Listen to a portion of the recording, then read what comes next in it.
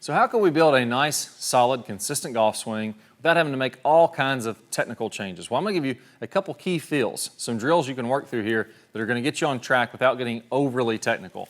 It's going to help you to get in the feeling of how it is to move in a good golf swing. So I'm going to grip up on this club almost about 6 inches from the club head. I actually saw another pro doing a drill similar to this. I loved it. I'm going to put my tweak on this.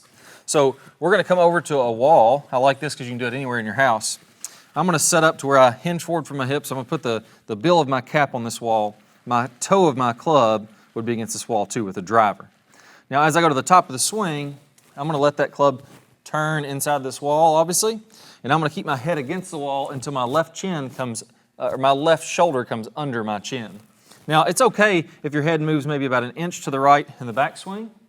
From there, I'm going to shift my weight to the left without letting my head slide forward. So I'm not letting my head drag way up here. I'm shifting my weight onto my front foot, but I'm keeping my head back as I'm doing that.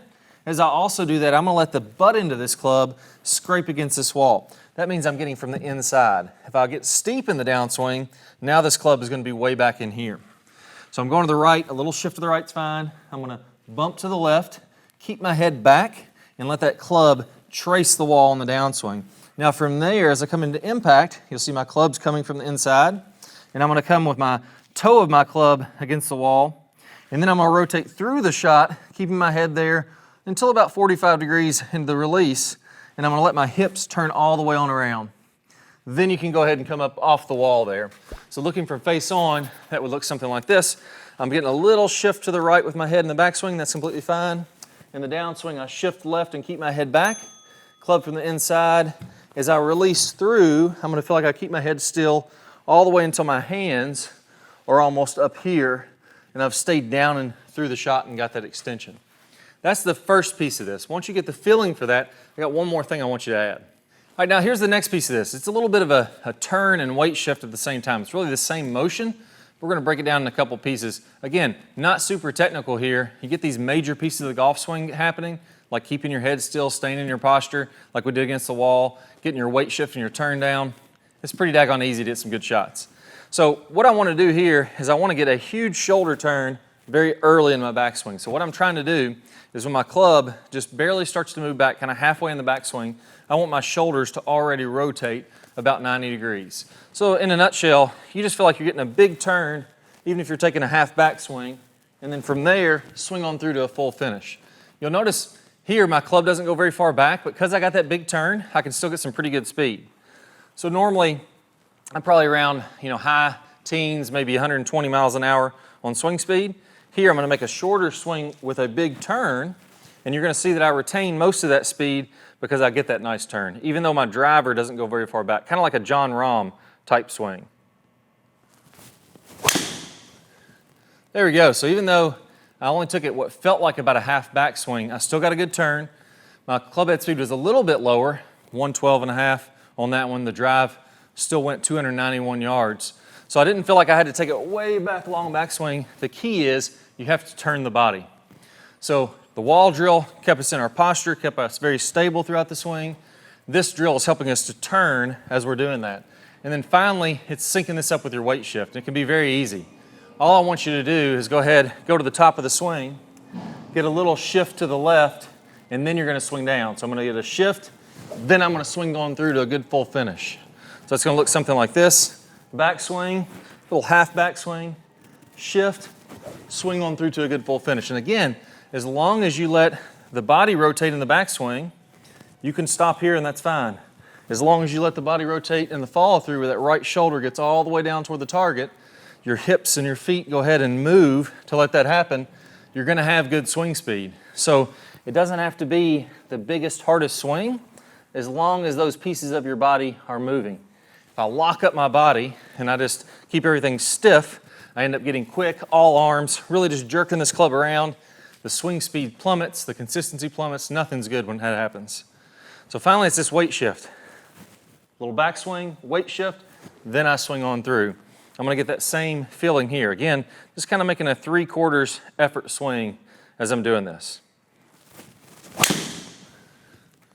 There we go, and we can see on that one, I got my weight started to the left, straight as a string there. I'm not going to do much better than that. And again, even though I didn't feel like I killed it, Swing speed's almost full speed, and my total distance 296. Pretty happy with that. I don't think I've ever hit one straighter than that. What I did there is something that I have a name for. It's one of actually the 5 real fundamentals of the golf swing. You do this right, you're gonna have a great golf swing. I call it the power turn. Now most people can't make that shoulder turn like I just talked about, and they definitely can't make that shoulder turn in the follow through like I talked about. But it's not because you're not flexible. It's not because you can't physically do it. It's just you haven't been taught the right ways to move your body. Now I have a video where I'm gonna break down exactly what you do with the hips and specifically the belt buckle. Also what you do with the shoulders and your shirt buttons and your chest and the shoulders to allow you to very easily and freely rotate to 90 degrees and not even feel like it's a strain at all. And then also to very easily and freely finish that swing in the follow through. It's what I call the power turn, and I'll play a great preview, one of the best previews, one of the best videos that I have. I'll play a preview of that here in a second. All you need to do to watch that full video, just go ahead and click one of the cards that pops up here somewhere on your screen. If you don't see one of those cards, don't worry, just go down to the description below, click on the link there, and you'll also get instant access to this video. So I can't wait to share with you the secrets of how to turn your hips and your shoulders. It just completely frees them up, gives you tons more power so that you can do what we talked about in this video very, very easily. Let's go and get started. Most of the instruction out there today is killing you of your power. The things that they're telling you to do can make you hit it shorter, and worse than that, not even any more consistent. I'm gonna go over some of the real secrets to powerful, consistent golf in this video. Let's go and get started. So here's some of the keys into making that happen. If you wanna incorporate this in your swing, let me break it down exactly what you should do. Number one, let's focus on the belt buckle. This is another big misconception. I want to keep that belt buckle facing the ball so I can really stretch out my midsection and really get loaded up. I'm not a big fan of that. That's really going to kill your distance. In your backswing, I want to feel like that belt buckle rotates to the right and you really let your hips and legs be loose. Notice how my legs are moving here.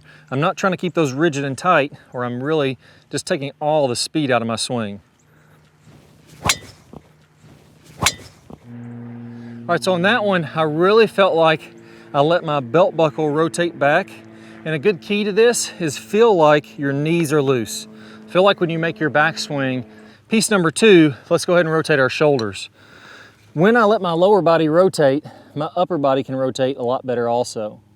So if I let my hips move, my shoulders will move more. So here, once I've got my hips working well, I'm gonna add to that my shoulders making a big rotation. On average, on the PGA Tour, players are getting about 120 degrees of shoulder rotation. I don't see hardly anybody getting less than 90 degrees. So it starts with the hips, knees nice and loose, allow the belt buckle to rotate, and then from there, so those are 2 really big keys. But here's the truth. There's one thing, and if you don't do this correctly, nothing else is gonna work.